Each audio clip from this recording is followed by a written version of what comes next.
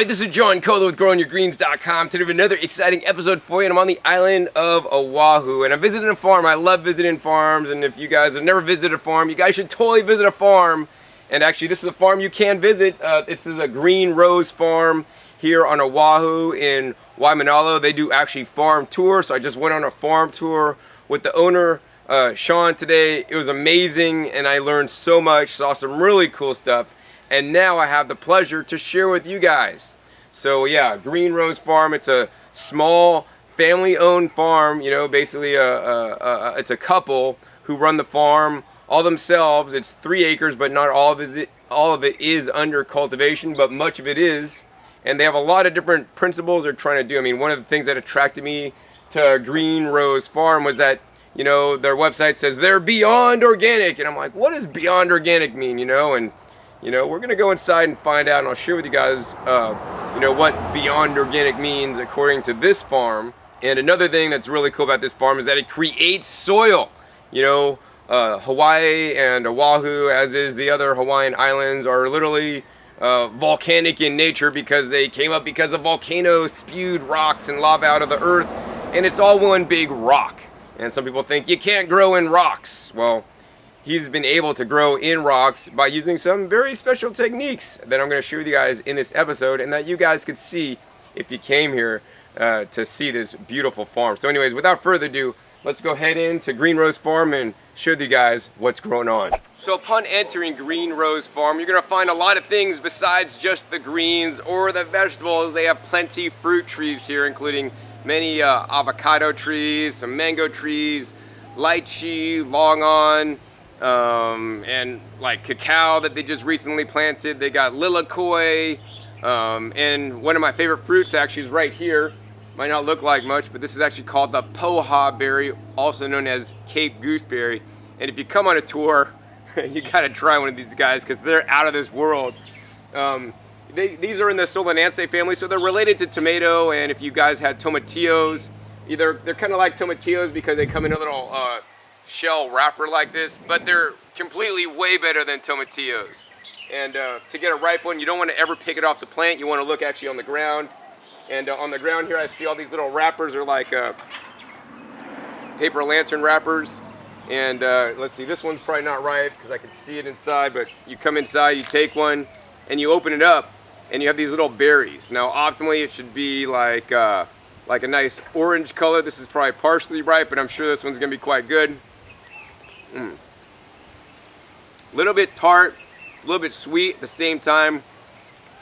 If you're a chef, this would make an amazing chutney and give a flavor that, you know, the people eating your food have never tasted before. It grows very easily here in Hawaii, on Oahu, or any of the islands, and I would encourage you guys to grow it if you're not already.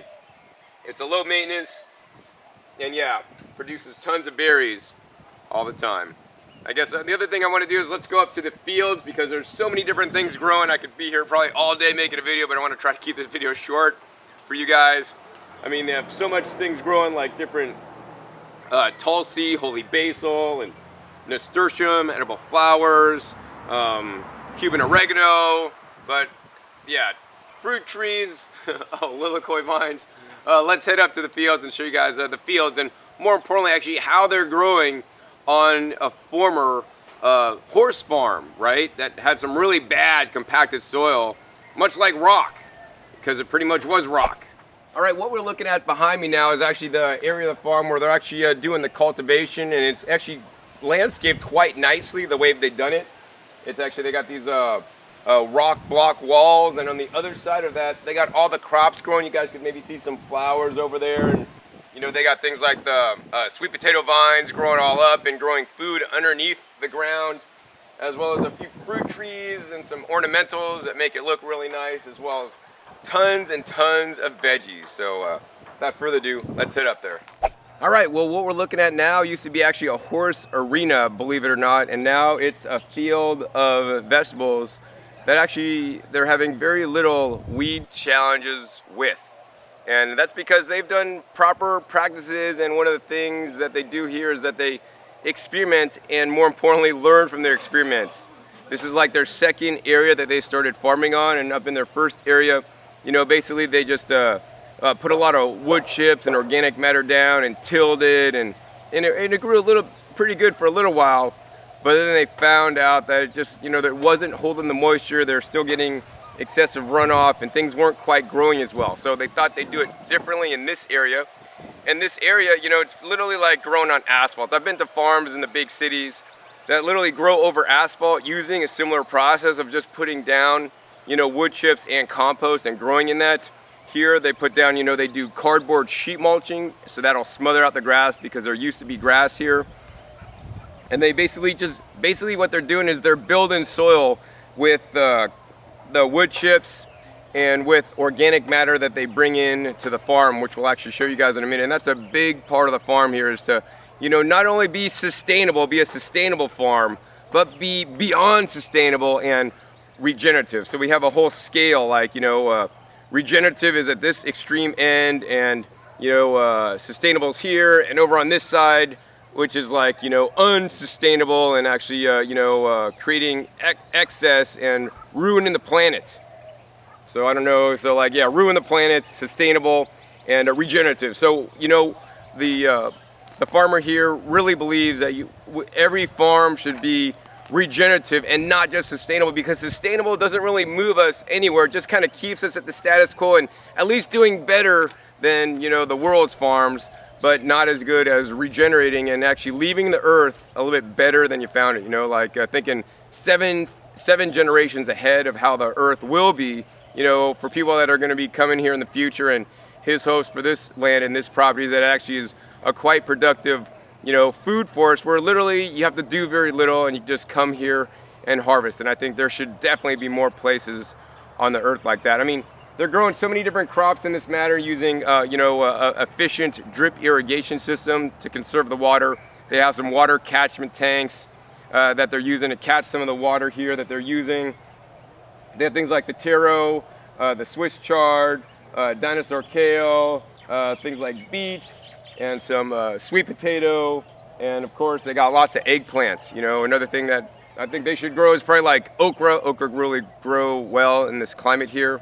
And the way that they're growing all this is, once again, because this was just compacted fill that was a horse arena where the horses would trample on, not a good growing area, is that they're creating soil. So I would really want to give you guys show you guys actually what the ground looks like and what they're doing with the ground to create soil, because this is another practice that I believe should be implemented everywhere. And basically, one of the sayings of the farmer is basically this: one man's waste is another man's treasure, right? And they're literally taking wood chips as well as other resources from outside the farm that, standard, industrialism is creating, and he's able to bring those into a farm, turn them into resources, and he's able to grow food with them. So yeah, let's take a look at the wood chips. All right, so now we're looking at the wood chips here, and basically, in the beds where they're growing things, they actually have put the compost on and grown in compost, but in all the walkways and the pathways to reduce the weeds, but also to encourage biology, which is another important part of this system, is to basically mulch with wood chips. And basically there's a wood chip pathway, and what they've been doing is just throwing wood chips down, and literally what happens is, because it rains so much here on Oahu, the water hits it and it starts breaking down. So if we dig anywhere in the wood chips, and it's actually kind of tough to dig in, but as we go in, the wood chips do a few things. Number one, it acts as a sponge. So literally when it rains, this now captures rain and is holding the water so that the plants could, absorb the water from it instead of being run off and creating a problem with the neighbors. And it's also basically providing, some moisture for the microbes in here. So down in here, if I just dig down, you guys could see it got from like this light color, which is nice and dry, and I'm trying to dig down with my hands, and it's actually quite hard. I don't know, down in here, if you guys could see that, it's actually nice and black. And if I go down real deep, I mean, literally, if I go down deep enough, there's some soil down here. Let me see if I can scratch any out for you guys. But yeah, I mean, this is black gold. This is how they are creating soil on top of a rock by using wood chips. Many tree trimmers, trim trees, and they actually got to pay a tipping fee or a dumping fee at the dumps to get this material, this good material, good organic material, thrown away. And when it gets thrown away. It just goes into the landfill, and it doesn't compost properly like they are doing here. It creates methane gas, and along with other organic materials that they use on the farm. And in this way, it's benefiting the earth, creating a soil, and providing fertility, part of the fertility, to the plants here. This is also giving the microbes a home, which is imperative in my style of gardening, or in this case, this farmer's style of farming. It's a biologic farming where he's using the biology to produce the nutrients for his food instead of simply bringing in any kind of chemical nutrients or even any kind of, organic nutrients. He's using, whole, real nutrients to feed his plants instead of something out of a bag, bottle, or jar. And he is not certified organic. He likes to say that he grows beyond organic, because you could be organic and still spray plenty of approved organic things on your farm. You could be organic and use organic pelletized fertilizers, but that's kind of like in some ways subverting nature's system. So he's really trying to duplicate nature's system on how a rainforest would work. Rainforest is quite fertile, and if we left the rainforest alone, they would actually expand. And his goal for his farm is one day he'll have everything growing and it'll want to expand and continue on its own without actually him having to plant the stuff. So this is all driven with the compost that he's actually generated on site, and that's very important. So if you are a farmer into farming or even into gardening, I want to show you guys how he's doing that here. It's definitely really cool and ingenious. I've never seen another system exactly like the way he's doing it here. So as you guys can see, one of the resources that I just talked about was the wood chips that he gets, from tree trimmers and whatnot here. But another very important resource is the chickens. Hey, chickens! I didn't scare them. All right, so the other resource that he gets is like literally inside the chicken coop, and basically it's a rotten produce, from a local store that has a lot of extra produce that he gets to take, because it's like the culls, the parts that's going bad and all this kind of stuff. And it's no good to the store, and it's no good, in my opinion, to throw that waste away, because then it just rots in the landfill. A much better use is to return it to the land to grow more food out of it. So literally, when you're buying food here at Green Rose Farm, you're getting, food created out of food. And this is the source of the nutrition.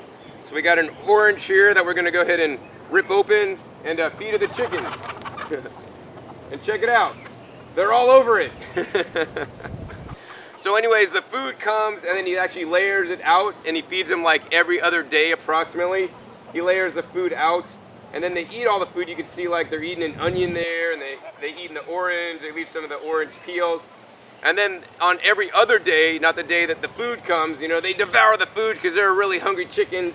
Is that like hungry hippos? And then what he does is he layers out some wood chips on top of the food. So he's creating a lasagna type stacking effect. He'll layer the food, the chickens will eat the food, they'll poop, and then, he layers the wood chips, and then he layers more food, more wood chips, more food, the chickens eat it, more wood chips, and he basically layers it up. And when it gets about yay high, then he rakes it back into these piles. Let me go ahead and show you guys these piles next.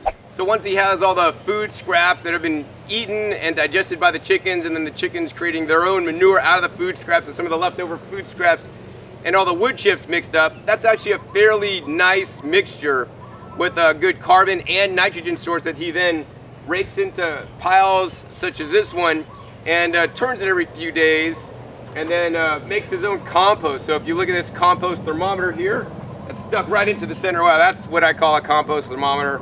Nice and long. I like things long. 120 degrees, and he had just turned this the other day, but yet still, whoa, it's nice and warm at the thermometer.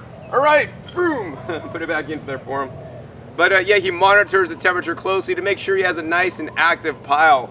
And when it's done, which is gonna be really soon, he has got this really rich black gold that then feeds to all his other crops. So literally he's producing his fertilizer source on site instead of importing it in bags, such as many organic growers may do. And I want to encourage all the organic growers, and even if you're an organic gardener at home, create your own nutrient source, your own fertilizer at home, such in this way, by using inputs that you could get for free and or cheap, or that would, even better yet, be discarded in an industrialized system and waste stream. like we have today. The next step after he has the good compost is, well, he could put this on to his crops. You know, it gets kind of like big chunks of stuff and not too cool. So he's actually reused some local scrap materials that he found to build an awesome compost sifter. So let me go ahead and show you guys what his cool compost sifter looks like. So this is his almost industrial sized compost sifter.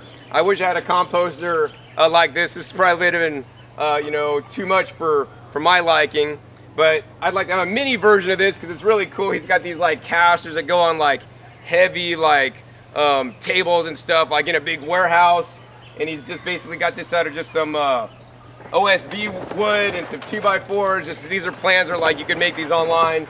This spins really easy, so one guy just basically sits here and spins and gets a good workout. I want to encourage you guys to, you know, get a workout in your garden or in your farm and not the gym, and do real world exercise like you could do here when you're turning your compost. No electricity is needed to tumble your compost and to screen it out.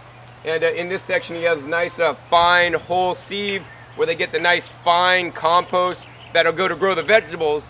And over on this side they have a lot larger, coarser screen with larger holes that they'll use this stuff to put around the base of trees, so it'll like, you know, break down a little bit longer. And then the stuff that comes out the end, they could actually reintroduce it into the system, or, you know, put it somewhere else.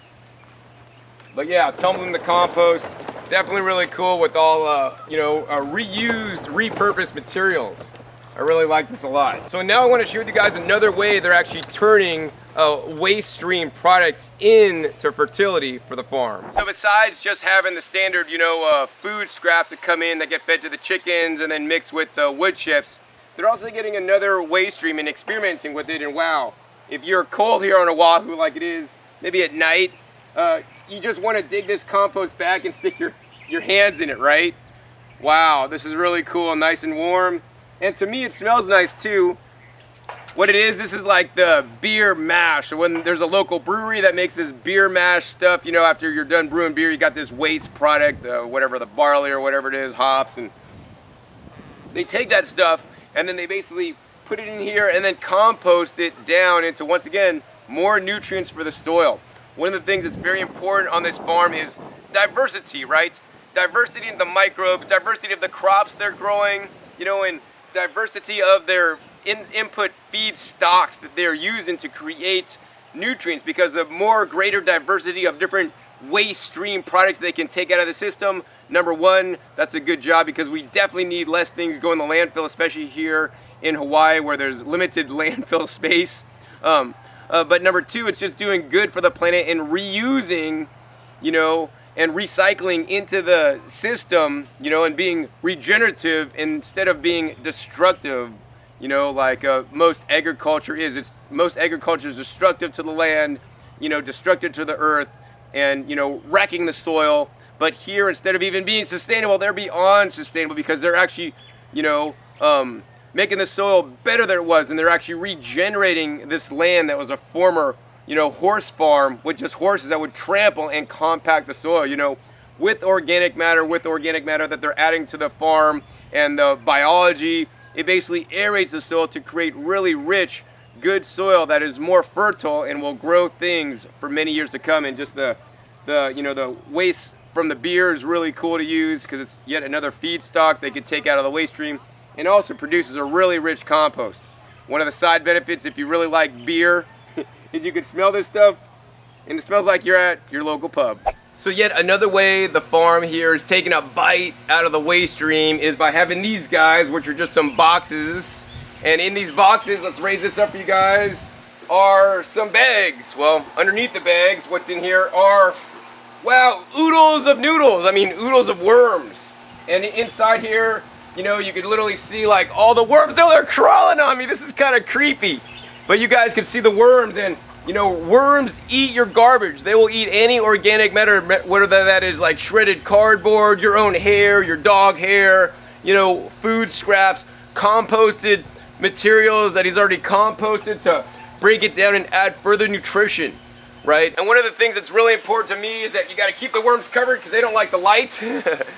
But number two, what's really important to me is that the quality of the worm castings that are being generated are only as good as what the worms are being fed.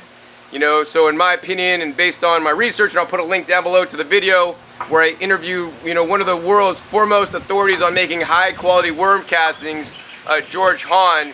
You know, you want to be feeding your worms definitely a cellulose source such as cardboard, you know, and either cardboard shreds or like a cardboard slurry that has some of the water drained out of it, and also a chitin rich source such as like, you know, I don't know, crab shells or hair, and this will create a high quality casting. It's quite unfortunate that most castings are literally just fed manure, and this makes a very low grade worm casting. The higher grade worm castings will have different and better microbial action and things called cellulase degraders and chitin degraders that are really supercharge your plant growth and make your plants really healthy. So I'm glad to see that they're feeding you know, a lot of the cardboard here in these bins, as well as a varied feedstock, and hopefully in the future they'll even improve, you know, what they're feeding to make even a higher quality worm casting. And it's these castings that go, once again, you know, back into the farm to create fertility. And let me show you guys how exactly they're doing it. So probably about the most effective way to spread castings amongst your garden, if you don't have a lot of castings to mix into the soil that you're generating, is to do what they're doing here. This is very smart. This literally multiplies the beneficial effects of your worm castings, and that's by making it an activated aerated compost tea. So they add the castings and some other special ingredients to make their very own compost tea. And the main purpose of the worm castings and the compost tea for me is to add diversity of biology and beneficial organisms to the farm, because, you know, there's two main components that they're really trying to work on and improve on this farm. Number one is organic matter. Most of America and most farms in America have very low organic matter because it's been leached out because of improper farming practices, including tillage and including chemical fertilizers and a lot of things that are commonly done in farms, and also removing beneficial you know, yeast and fungi and bacteria. So this literally is breeding bacteria in there, and this is a beneficial bacteria that actually break down the organic matter in the compost that he's spreading. So this is a symbiosis. You can't just have compost, you need the beneficial microbes part to help break down that compost. And yes, the beneficial microbes will come, but to do that faster, you need something like the compost tea. If you're interested in making a kind of compost tea, be sure to check the link down below. I'll put a link to where I interview one of the foremost authorities on compost tea, in my opinion, Josh from the Boogie Brew Company, and he goes over his open source compost tea recipe so that you guys can make the best compost tea ever. Now, aside from the compost tea, they also use another product to ensure they're getting a nice diversity of microbes, and that was actually what went up in my last episode. That was the EM1 product, which I'll put another link down below for the EM1 product. And that's what they got right here. I mean, this stuff is a bit expensive. It's like 89 bucks for 1 gallon, but this stuff is worth its weight in gold. I mean, I visited the EM1, the distributor here in Hawaii, and this stuff, it's amazing. I mean, if you're worried about like Fukushima and radiation, this stuff actually breaks down, you know, whatever radioactive elements into non-radioactive form. It's like amazing some of the research they've done regarding this stuff.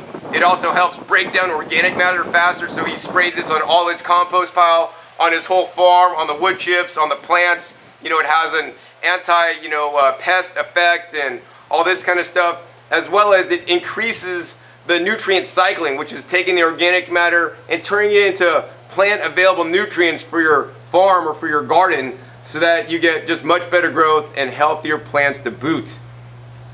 And yeah, so EM1, definitely something really good to use. And you know, as much as I like some products, you can do it on your own, but the EM1 is a guaranteed analysis of certain microbes that have been proven to work. In addition, you can make your own bokashi to help, you know, slow compost or cold compost your food scraps to ensure you're going to get the highest level of nutrients in the compost you make, because even in an open air compost pile, you can basically have you know, nutrients go up in the air, you know, volatilize, and that's why the heat's all generated, right? So this does it at a slow rates under cold processing, so you're going to retain more of the nutrients so that they could go into your farm and your garden instead of up in smoke. So next thing I want to do is I want to show you a few more areas of the farm that I really like, and some new and innovative things that I haven't seen anywhere else. So what you're looking at behind me now, may not look like much now, but the farmer here has a great vision on what it will look like in the future, right?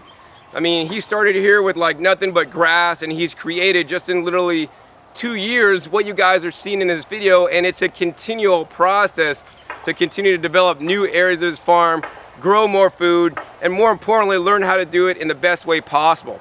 So they had a permaculture design class here. That's one of the things they do at this farm, is actually they hold classes to teach the public on some of the principles actually they do here.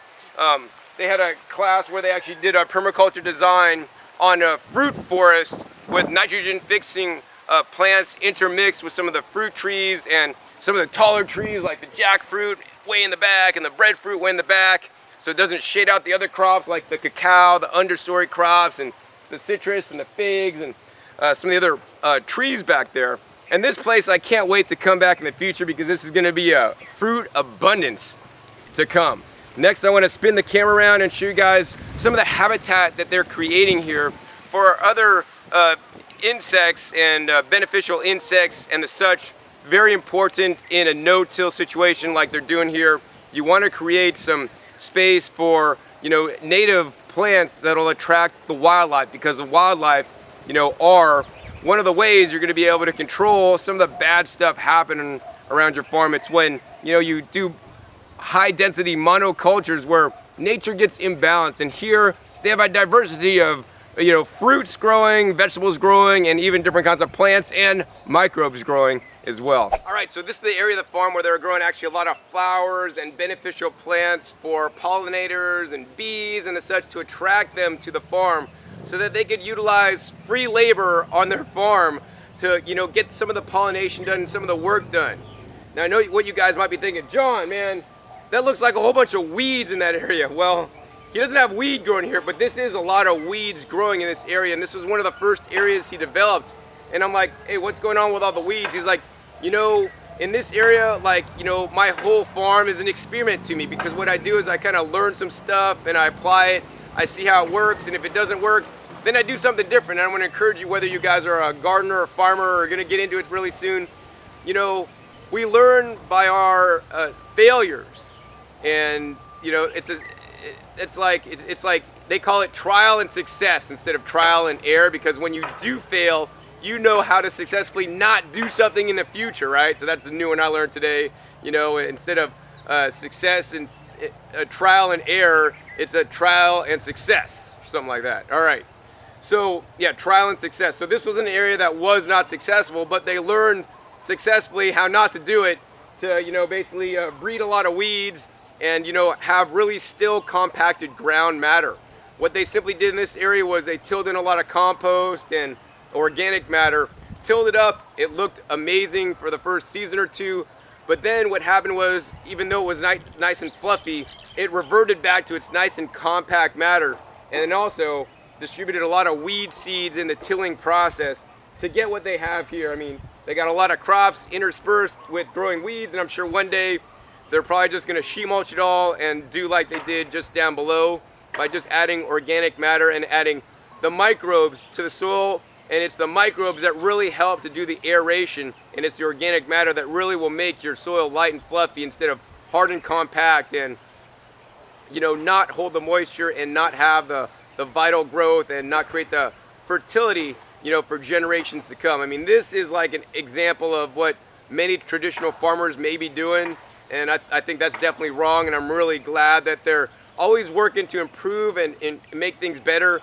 And that's the way you learn, right? Every different climate's a little bit different. Some plants will thrive in this climate, you know, but there are certain growing practices like they've now incorporated, because now he used to till, but now he's gone all no-till because he has clearly seen the benefits, you know, in reduced water usage, you know, reduced input cost in, you know, adding nutrients to the garden, because when you till the crops, you volatilize a lot of nutrients, you lose your microbial, you know, activity. A lot of it in there is basically just disturbed, and you lose it, so you got to start from scratch every season.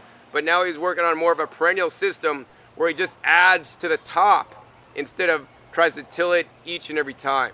I think the last area of the farm I want to show you guys is the greenhouse. He has some really cool stuff growing on in there. All right, I thought I'd give you guys partly a tour walking on the way to the greenhouse. I mean, this is a really well manicured and landscaped farm. You know, if you want to visit a farm, they do farm tours here, so you can actually see this stuff firsthand. They got things like papaya trees, and they did a dry farm taro to see how that would do. And they grew some corms, but the plants don't look too healthy. But yeah, really nice. You know, they actually do have a nice bit of ground space over here. They do things like have yoga classes and farm to table events, and you know, they have space if you want to hold your own event here on Oahu. Amazing. I guess they're just planting new coconut trees, one of my favorite honorary fruits in the world. Next, let's go ahead and head into the greenhouse and show you guys what they got inside. All right, so now I'm about to go into the greenhouse and show you guys two different areas. I mean, they're starting seedlings in there. They have a whole bunch of fruit trees that they're starting from seed to plant out on their farm. But the main thing I want to show you guys is just some of the unique ways that they're growing vegetables for sale, to sell at market, to have the freshest produce at the market. I want to encourage every farmer to do something like this. And even if you're not a farmer, you can do this in your very own home to grow your own lettuce or other crops very easily, even if you don't have a yard to do it. So this is super ingenious, and I've never seen another farm do it just like this. So what we're looking at now are some concrete mixing tubs that are being used to grow food. And how he started this was that he would use the concrete mixing tubs to mix up his soil and whatnot for his seedlings. But then what happened was he noticed some plants were growing out of the concrete mixing tub, and they looked pretty nice. They're like some lettuce. So he thought, oh, let's just take this to market to show people what lettuce looks like, you know, when it's growing. So he did, and people want to buy the lettuce out of the concrete mixing tub. So now he actually grows lettuce and things like arugula and other things out in the mixing tub, and just takes it to market and cuts it and will sell it to the customer at the market. So, you know, he could plant a whole bunch of lettuce in there, and he sells each head for about $2 for some of the most delicious lettuce, using his very own compost that he generates and makes here on the farm. And you guys just saw the process of how he does that. So this is an ingenious idea, because I know everywhere, wherever you guys live, you got a big box store or other store like the local Waimanalo aquaponics shop, the aquaponics place that I had a video about. You know, and they sell these little bins here. These are just concrete mixing totes. And this is the heavy duty 21 gallon. This is not the cheap flimsy plastic, because I know they have cheap ones out there. This is nice and thick. And I mean, this will make a nice little garden to put on your patio. All he simply did was drill a whole bunch of holes in the bottom. You can see the holes in the bottom. And what I would recommend for you guys is you could actually have two of these. One with holes to let the water drain through, and you know, one on the bottom for the water to collect in, and use the water that collects out of the top so that your plants don't flood out, and then re-water your plants in. And literally that's what he's doing here with all these different beds that are lined up behind me. This is an ingenious way to, you know, grow crops that he might not be able to grow, you know, in the field due to pest pressures and other reasons like nematodes that may mess up the roots of some crops, and allows them to grow some really nice baby tender greens that are really rich for people, that, you know, have a flavor unlike the ones grown in the field that have a little bit more environmental stress on them. So yeah, amazing technology that you guys could do at home. I mean, this technology and using something like this you could even take it further and use this as the base of an aquaponic system, or even an hydroponic system for that matter, by simply using these concrete mixing tubs. Now that's truly amazing. I guess I want to show you one other thing here in this greenhouse that's amazing to me, that is oh so cute. So something that is oh so cute to me and so beautiful is these guys right here. Look at that. Oh, that's a little baby pineapple. Little baby. I love pineapples. Pineapples are one of my favorite fruits in the world. Unfortunately, most pineapples you buy in the store are nowhere near ripe. You know, I once visited the Dole Pineapple Plantation here on Oahu, and they had a sign up that said, which one of these pineapples are ripe? And they had like different color gradients from like dark green all the way to like a bright yellow. And there's like at least, I don't know, 10 different pineapples in the pictures. And it said, answer, they're all ripe. And so industry would like you to believe that food is ripe when they tell you it's ripe, but when you grow your own garden or when you support a local farm, Hopefully they're gonna pick things, you know, at their peak ripeness state that's gonna be more tender, more delicious than what you can get in standard agriculture, when there has to go through agricultural channels like distribution channels where they pick things, they're put on a truck, they're shipped, they're sent to the distributor then sends it to the store, and by the time you get it, it could be a week later. So they got to pick it early or it's going to spoil. If you support local farms, or better yet, grow it yourself, you can pick it right at its peak ripeness, take it to market that same day or the next day, and, you know, sell the products, or you could buy the products, or, you know, if you're growing your own, harvest it only when it's ripe and eat it, and the pineapple will no longer have that acid, that'll eat up your mouth and cause your tongue to bleed. Now, that's not necessarily acid, actually. The reason why your tongue bleeds when you're eating pineapple is because a proteolytic enzyme called bromelain, which decreases when it's fully ripe. So I wish I'd be around when they harvest these ripe pineapples, because they look like they're gonna be really nice. I mean, this is just beautiful. I mean, this is not only, you know, edible, but it's also quite ornamental with these nice red leaves. I think you should put a nice row in of these beautiful pineapples. The last thing I want to do today for you guys is actually interview the farmer. You know, he's an amazing guy. Spent good couple hours with him touring his farm and him sharing with me about his farm. But I want you guys to literally hear it from the horse's mouth about why he created this farm and the mission that he has on helping to change the food system, because the food system as it is right now is in jeopardy. It is destructive to the nature, destructive to the world, and destructive even to the people, believe it or not, that are living here. And he has many ideas on how it can be changed, and he'd start first by creating a farm and creating high quality food for the people here on Oahu. So next we're going to go ahead and interview Sean to talk more about his farm and the changes that he wants to see happen. All right, so now we're with Sean of Green Rose Farm, and he's the farmer here that has made all this possible. It's completely amazing, and thank you, Sean, for having me out at your farm today. Thank you. I appreciate it. Thanks. And I want to ask you a few questions about your farm, like, you know, why did you start this project to grow food for the community? And are you just growing food, or are you doing a little bit more? Thanks for asking. I got into farming in college. I studied global studies, and what global studies taught me is, like, there's all these systems in the world that are all interconnected. We got political systems, environmental systems, economic systems, social systems, cultural, you name it. And they're all interconnected. They all play a role and affect each other. And what I found to be a common theme throughout all these classes I was taking, whether I would, you know, walk out of a women's studies class or religious studies class, is food. Food is this hugely important issue, and it has a huge effect on our environment, our politics, our economics, you name it. And so I left college thinking, what am I going to do? How can I make the world a better place? You know, I was an idealistic college student, and I thought maybe I'd jump right into farming, start a farm or work on some other farm, start from the ground up, really just go right to the source, start growing food in a way that I believe that fits my ethics, my morals, in the way that I think is good for the environment and good for people, and see if I can affect change, you know, in a ripple effect that way. Awesome. Awesome. Well, you're doing an amazing job. This farm looks great for just 2 years, and I hope to return in the future to see it thriving even more than it is today.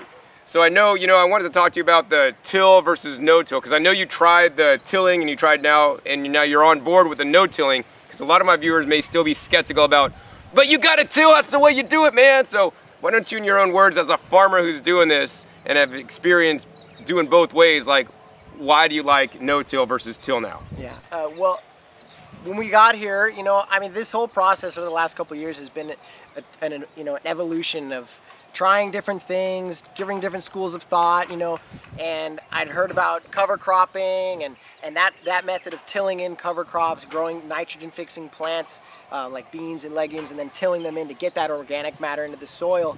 It sounds great, it sounds good in theory, but we did that. We had beautiful cover crops, we tilled them in, but I just didn't find this sort of lasting fertility. I mean, at the end of the season, end of the year, which here there's not really seasons, but it's just like halfway through the year, the soil is dried up again. I'm just and sort of feeling lacking. And then in areas where I had done some small scale sheet mulching, it just continued to be really rich, really nice. The soil is loose and soft, it's holding that moisture. I'm noticing a lot of biology there. And so I thought, you know, this tilling stuff is just not working. What seems to work the best is loading on the mulch and organic matter, and let the rain come. This is a beautiful Hawaiian blessing we're getting here.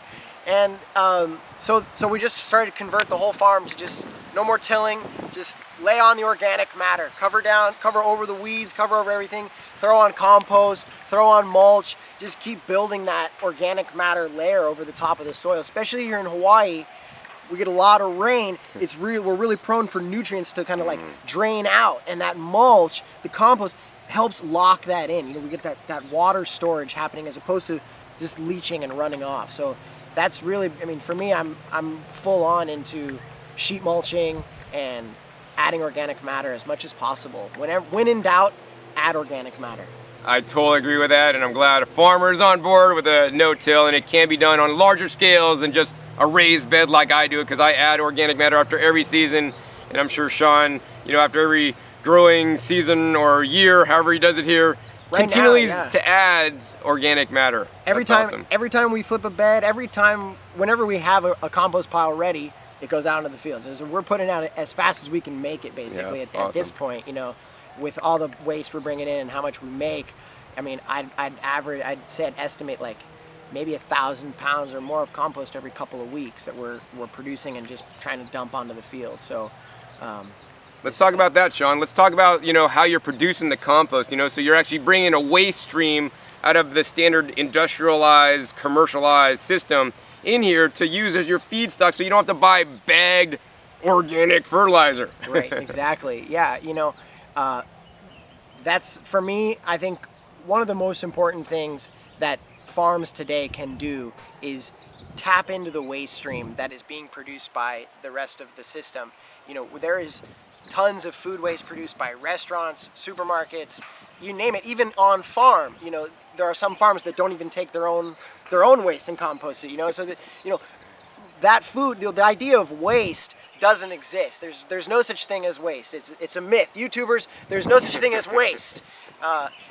The only people that know waste is us humans. We throw things away, but really all of that stuff is valuable. It can either be turned into something else, fed to something else, broken down. There's a lot of things you can do with waste, especially food waste. And for me, it's a personal thing that I care about, because there are currently, right now, as we're speaking, 1 billion people in the planet that are not going to know where their next meal is coming from. They're hungry, starving people, and the fact that our society wastes, close to 50% of its food is not cool. I'm not down with it. It's not acceptable. Not acceptable. So what we do is we pick it up, we process it first through the chickens. They get a nice, beautiful salad bar. They eat kale, strawberries, grapes, avocado, you name it. That helps, make their eggs nice and rich. They got that nice, rich yolk. And on top of that, they're helping me break that down. They drop their manure. What they don't eat gets layered in with the mulch and eventually gets composted, fed through microorganisms, broken down, thermophilic hot piles, and then out into the field. So trying to use as much of that as possible. Awesome. So besides feeding the microbes, feeding your chickens, and feeding the community, how else is your farm benefiting the community at large? And the world, at that matter? Thanks. Well, from the beginning, we have wanted this farm to be more than just a place that's growing food. We wanted to invite the community to be here, so we designed the farm to be aesthetically pleasing, nice to walk around. The gardens are not only productive, but they look nice.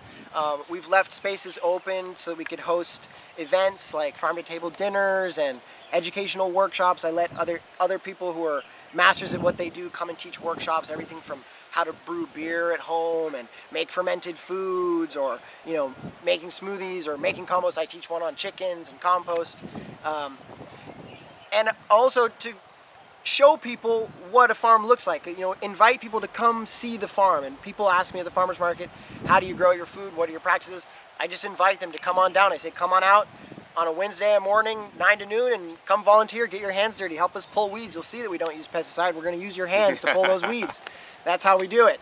And then on top of that, to just educate people, bring people and show people what we're doing, what the practices are, and how farms could look, and what this farm looks like, and inviting other farmers to be here, also to create like a little farming community of like-minded farmers, so we can get together and share ideas, be stronger together is really our goal. Awesome. So, I mean, I know besides your farm and running all this farm and having tours and growing food and having different events here, you're also involved in making or trying to help form public policy to advocate for small farms like yourself, because a lot of the, I don't know, laws or rules out there are not geared towards making it viable for a guy such as yourself, right. you know, to start up their own farm. So what are you doing in that respect? Yeah, so it's really not easy right now for someone like me, you know, unless you're blessed and have a family opportunity, a family land where you can start farming.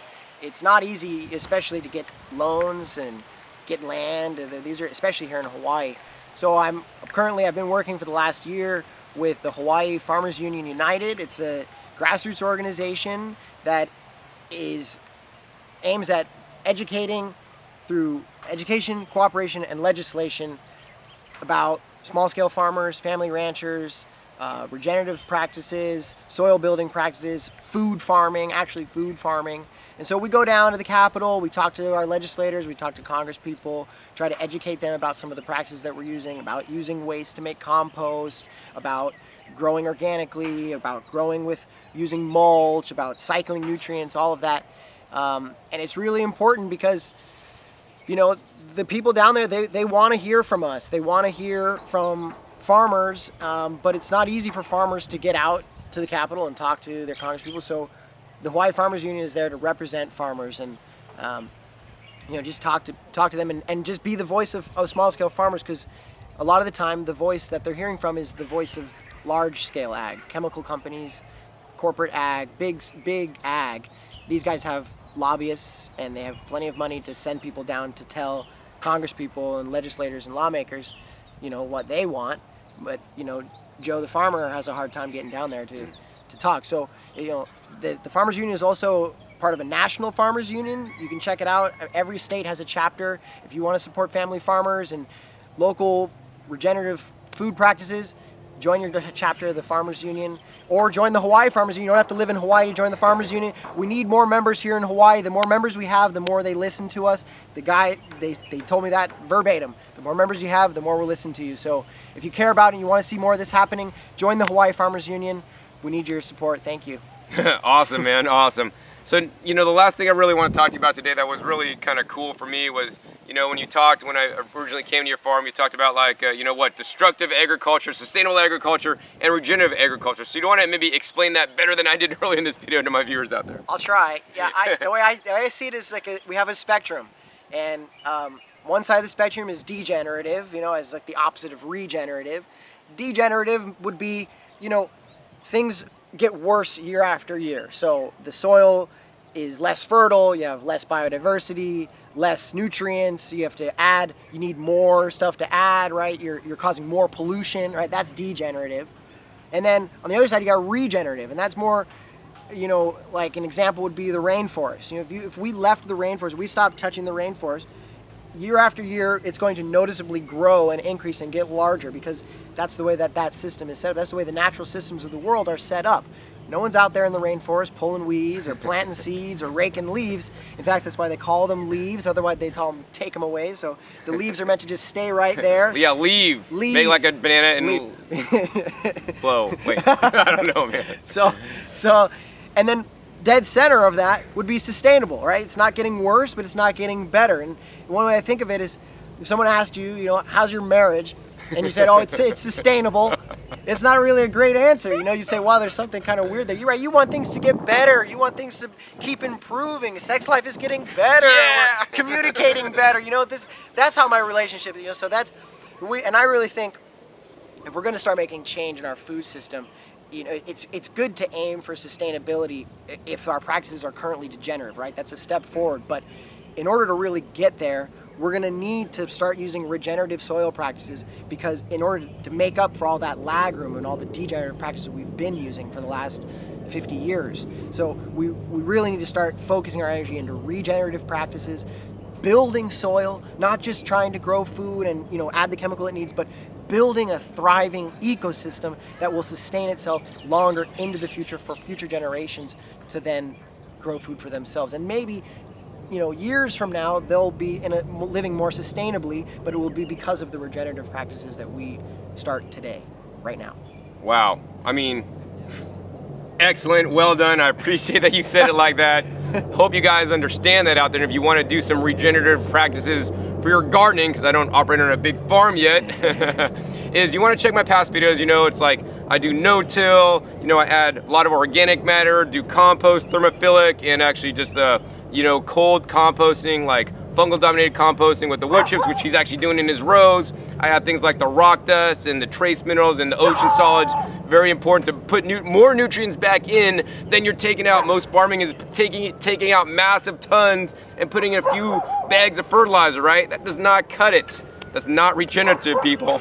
So yeah, follow me if you want to do this at home. That's literally what I teach, and I'm glad that Sean is here doing it and teaching in person for you guys that are local in Hawaii. So Sean, if somebody wants to learn how to buy some of your amazing crops, what farmers markets you go to, and how can somebody get a hold of you to hear about the classes and the tours that you guys do here? What you want to do, if you want to get in touch with us, two ways. You can get on our website, thegreenrose.com, or our Facebook page, facebook.com/greenrosefarm. If you're here in Hawaii, if you're on Oahu, every Sunday morning, the Kailua Farmers Market, the Aloha Farm Lovers Farmers Market, 8:30 to noon at the Kailua Elementary School. We're there slanging the good produce. We got eggs and all the veggies here. And then just stay up to date on our Facebook or on our website. You can join our mailing list about events that we have here, workshops and things like that.